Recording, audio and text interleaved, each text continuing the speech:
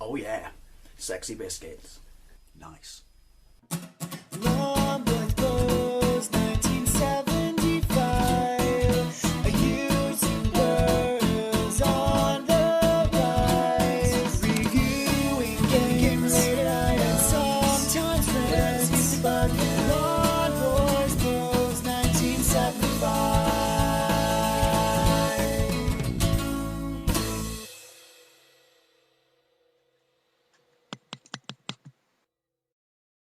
Hey YouTube, Lawn Boys Post 1975. You've read the title, so you've probably worked out, excuse me, what it means. Yes, today is my 40th birthday. It's a weird thing because when you're a kid, 40 is so far away in the future. You just think that it will never, ever happen. We all get old. That's an eventuality of life. Am I saying 40 is old? No, I'm not really. I guess when you're a kid, every milestone is something that you consider to be old until you surpass it and hit the next milestone.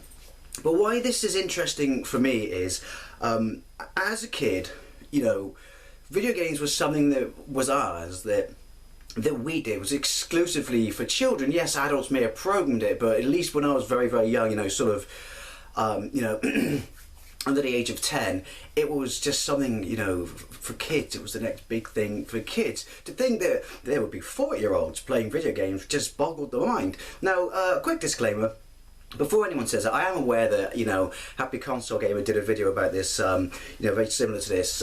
Well, he did his first, so this is very similar to that, I should say, about being a 40-year-old, gamer. Now, the thing is, it's such a big milestone that I had to talk about it. So I am aware he's done it. I sent him a message on Facebook, said, look, dude, I know you've done this already, and I don't want to say, don't want you to think I'm ripping you off, but do you mind if I talk about it? Because again, it's a big deal. And he was like, no, definitely do it. So that's why I'm doing this. You see, video games have been a part of my life for as long as I can remember, a really big part of my life. And as I said, to think, if you said to Ickle Dave way back in the day that futuristic 40-year-old Dave would be playing video games, you'd be like, no, you're an old man. That's our shit, that's not for you. And I would say, don't swear, Ickle Dave, that's bad. To put it into perspective, I like to think that I am probably from the luckiest video gaming generation. I mean, you hear kids these days just going on about, oh man, look how lucky we are. Our generation is, PlayStation 4 and Xbox One. I can't imagine what it'd been like, back in the day with, stuff that was so inferior that was, my phone was better then. Oh, we're so lucky. I don't think you are. I think my generation, to experience the growth of an industry from its infancy into the behemoth powerhouse, bigger than movies, thing it is now, was genuinely a very, very exciting and thrilling journey to see each subsequent step of technology over the previous generation. It was just mind blowing. I mean, I'm 40 again. Sorry, I was born in 1975. My first experience of games would be borrowing a neighbour's Pong machine. And even though that was really, really basic, just a square bouncing around the screen, it was mind blowing. I mean, we'd experienced sort of those shuffle machines, penny shuffle machines, and one-arm bandits in which we probably shouldn't have at that age. We saw my parents playing them. When we used to go to seaside towns such as Minehead and Westward Ho as we were kids. And then, we saw this, you could see it in movies at the time and on TV programs such as Chucky and what was the movie, Daryl, where you started to see these Atari 2600 consoles, and it was just like absolutely mind-blowing. And then it was the birth of the arcades, and I, like I've said in many videos, I was very fortunate to go on holiday in places that had absolutely, because they were bigger then, absolutely amazing arcades, full hydraulic machines, Fruities, absolutely everything. Playchoice 10s, Double Dragon, Bomb Jack, Commando, Afterburner, Outrun, all these, the list goes on and on and on. And that was my first real experience of absolutely seeing something that was graphically phenomenal and just unbelievable. And as a kid, especially the hydraulic cabinets, it left such a lasting mark on me. And then the biggest step, I would say, in my sort of gaming history or gaming development, or where it really came home that people could make some really, really comprehensive and, technically very advanced games. Yes, believe it or not, I'm saying that for the ZX Spectrum ZX Spectrum, I walked into that one. My dad bought myself and both my brothers a 48K rubber mats because he wanted us to learn programming. I've told this story before. I'm probably going to repeat a lot of these stories, but meh, it's my birthday. I'll cry if I want to. And we just became aware that you could play games on it. Sure, you had to load them by cassette recorder, but it didn't matter. So we started getting ports of the arcade machines, you know, that we loved, that we got to play when we went to, you know, holiday in these seaside places, onto this machine, onto the Spectrum. And then what was really exciting at this time was the birth of the UK computer industry, because people seem to forget that the biggest manufacturer of computers in the early 80s, anywhere in the world, was the UK. We just made so many, but it wasn't until machines like the Spectrum, obviously, that, you know, followed on from ZX81 and then before that the Z80, started to become, you know, gain popularity to such an extent that there was so much software available for them. And for me, like I said, a big highlight was experiencing, because that's would always be my true love of gaming, the arcades, but a big highlight would be experiencing the arcade on the Spectrum, whether it was such a, you know, creaky machine that it could never possibly replicate these arcade machines. I saw past that as a kid, and that was genuinely a really exciting time for me, especially when you saw the emergence of the battles between it, the Commodore, and the Amstrad, and the amazing arguments we would have at school, you know, which is who's got the best system. Granted, the Amstrad kids were always neutral, sorry Amstrad kids, and it was the Spectrum and the Commodore kids who just went at it, you know, hammer and nail. But it was a genuinely really exciting time, and then things started to get really amazing with the Atari ST and the Amiga, so the introduction of 16-bit home computers, and I could never ever afford one of these. But what I did was, and people know this, is I got a Sega Master System because this was my next obvious step, being someone who was so fond of the arcade and enjoyed playing crude arcade ports on the ZX Spectrum. Saved up half the money myself, parents, you know, paid for the other half for Christmas, and that was it. That was the point when I was a Sega fanboy. I was on the Sega wagon, you know, and it was the arcade conversions again on this machine, because this machine, you know, if you've been playing a Spectrum, was unbelievable, absolutely phenomenal. I knew of the NES because it was the machine they carried in like the club books and catalogues, but I wasn't interested in it because I was a Sega boy. So, you know, stuff like Space Harrier, Outrun, Afterburner, Thunderblade, it was all the big games that were so important to me as a kid. And it was round about now, because we used to be able to, you know, trade games from the Spectrum and then allegedly tape to tape with people at school. But, you know, the Master System was so expensive. There were like 2, 3, 4, 5 of us who had them in my year at school, and one kid who had a NES, because it was obviously far more popular in this country. And so swapping games on that was a special treat, because it meant you got to play games that you couldn't possibly afford when you know, 11, 12, stuff like that, you know, 9, 10, 11, 12. Buying a game that costs £30 is absolutely unheard of. I mean, I was fortunate because I had 3 part-time jobs, but yeah, this was such a great part of my life, and this is when things got really exciting in the magazines like Mean Machines, which was a spin-off from a 3-page section in the middle of CVG, and just seeing all these emerging consoles coming out. So you still had the Amstrad, the Commodore, the Spectrum competing with each other, the Amiga, the Atari ST, but then you had the NES, and you had the Master System, and these incredible peripherals that would come out with light guns and you know, and 3D glasses and stuff like that. It was generally so exciting. And again, moving on at this point, you know, it still looks crude by today's standards, but it was already leaps and bounds and so far ahead of where, you know, it sounds weird to say this, where I entered the gaming, you know, world, or when I was born, basically. Never mind. I mean, even before Pong, you've got to remember, we played with handheld games like LCD, and in some cases just even lights. So at this point, you know, when we got the Master System, it was worlds and worlds apart. And then one day, my world absolutely exploded, and it was possibly the most exciting time in my life. You know, my gaming experience on the journey to being a 40-year-old, and that would be the Sega Mega Drive. And it was, like I said, I've told it before, but it was such a big deal, and it's like, I have to have this. When I saw it was, you know, announced in Mean Machines and the Complete Guide to Console books, you know, even though the PC Engine was in there, as a Sega fan, I had to have a Mega Drive, and I thought, bollocks, am I waiting 18 months till Virgin released it in this country? So I saved, and those special black and white adverts that were always a part of my, you know, childhood, just wonderful things, and the back of magazines meant I could buy it. And I remember it was like, you could either buy PAL or SCART. PAL meant it had a really dodgy conversion to 50 hertz, SCART meant it was running at 60. So I ended up having to buy a TV that had SCART, so I could play this Mega Drive. And it was just, yeah, it was such a long journey to save up for it. I mean, I've talked about this at length in a video, but yeah, such a long journey to save up for it, but just, and I know it sounds stupid, but this is the thing you love when you're a kid, to have that one thing that sets you apart from other people at school. I pretty much at one point in my high school or secondary school was the only kid to have a Japanese Mega Drive. Technically a Mega Drive at that point, period. But there were import shops, and so I bought games for it. And then another kid got one because he was always that kid who had to compete with you. Which worked in my favour because he bought games, got bored, and I bought them often cheaper because it's still before it came out. And yeah, this is some of the happiest times in my life, but then never wanting to be able to sit still because, again, technology is moving forward and moving forward and moving forward, and then never having been a Nintendo fan at this point, but seeing what they wanted to do with the Super Famicom and reading the specs like Mode 7 and, you know, the specs on the music and stuff like that. I was just like, for the first time, I have to have it. I have to have it. As well as my Mega Drive. So then I did the same thing again, which is I saved,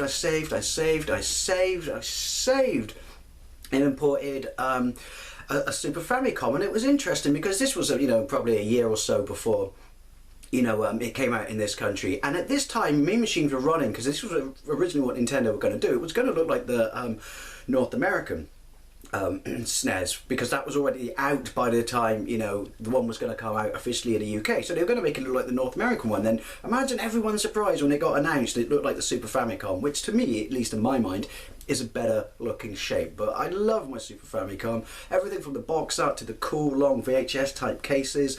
Again, being the only person who, you know, until that kid played catch up again, who had one at school. You know, the first games I got with it, that came bundled with it, were F-Zero, Super Mario, Pilot Wings, Gradius 3, and that's it. So I wasn't sure, you know, normally you would get one game. Like on my Mega Drive I had Wrestling Saga 2 and just kept playing it and playing it and playing it, but and you would make do with it. But I just got this big bundle pack because I told you I saved and saved and saved and saved, and I was just happy for weeks, you know. And once again, it was, you wouldn't think it was such a big step up from the Mega Drive, and technically it wasn't, but you got to remember, again, it was these little leaps forward that blew our mind, because Mode 7 was the first time we got to experience proper 3D, albeit flat pack, as I like to call it, IKEA 3D, at home. So that was a whole, you know, other ball game, especially on games like Pilot Wings, where you'd never seen anything like this. So, and then the wars between the Mega Drive and the Super NES or Super Famicom started, and once again magazines, because you really look forward to magazines back then, were just absolutely, you know, phenomenal. I mean, I never kind of, you know, went into the whole 32X or, you know, Sega CD thing. My brother had a Sega, or a Mega CD as it's called over here, and I remember being quite impressed with it, but, you know, it wasn't for me, because I think I may have even had a quiet period of time. My next big, you know, system I bought, again imported, and this is what I'm talking about, being such an exciting period to have gone through this journey on the way to being 40, was at a Japanese PlayStation. Absolutely, that was it. That was a real huge leap. It's crude as it is now and pixelated. That was proper 3D, solid 3D graphics. It was, you know, I think to this point that was to preserve PC owners, and I didn't get to PC until after my PlayStation, because my mate used to build them cheaply. But the PlayStation, again, Japanese import, getting games was pricey as hell. I mean, I thought paying 75 quid was expensive for an import of Street Fighter 2 on the Super Famicom. That was the standard price of import games for my PlayStation when I first got it, because again, it was a year or so before it came out officially, and you could actually buy import games in the Virgin Megastore downtown, way downtown in London. But it was, you know, CD music, CD quality music, 3D graphics. I mean, mine came with Battle Arena Toshinden, and boom, that Ridge Racer just blew my mind, absolutely blew my mind. And then the reason I got a PC was because my friend used to build them cheaply, so I got a 466, because this was like 98, maybe 99, a Voodoo 3, overclocked the tits off it, and that was a new experience as well, because up to this point, when I played on my mate's other mate at the time, when he just had a non-3D accelerated one, and played stuff like Quake, even though I loved it, you know, it was akin to looking like that sort of game on a PlayStation. But then to get this 3D hardware acceleration technology, again, a leap. Obviously the PC would leap ahead and bounds and bounds and bounds compared to the other stuff, but that was just unbelievable. I'm almost drooling with excitement as I go through this. Yeah, I remember playing Quake 2 on it. I remember playing the Medal of Honor games. I remember playing Oh, what was it? The one that, oh yeah, Episode 1 Racer was absolutely fantastic on it. And then, you know, it fell out of, you know, date and stuff like that, and my PlayStation became a little bit creaky. And I carried on playing with my PlayStation until, you know, we were announced with the PlayStation 2 and its farcical release. And that, to me, was the proper leap. If you look at that generation, I think it's still an impressive generation to look at, you know, with the way its graphics, you know, how it, you know, runs games and stuff like that. It still looks, you know, there's some games out there still very, very impressive, even compared to the HD games now.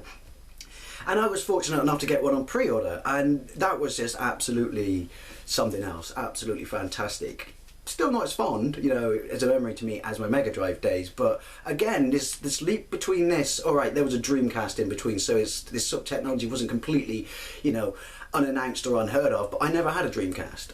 And my older brother never had one. He had a Saturn as well, so I did get to play Saturn, but I was never impressed with it. I mean, I own one now, no offense Saturn kids, but never impressed with it because my PlayStation always seemed superior. But, you know, my brother bought Dreamcast after I had my PlayStation 2.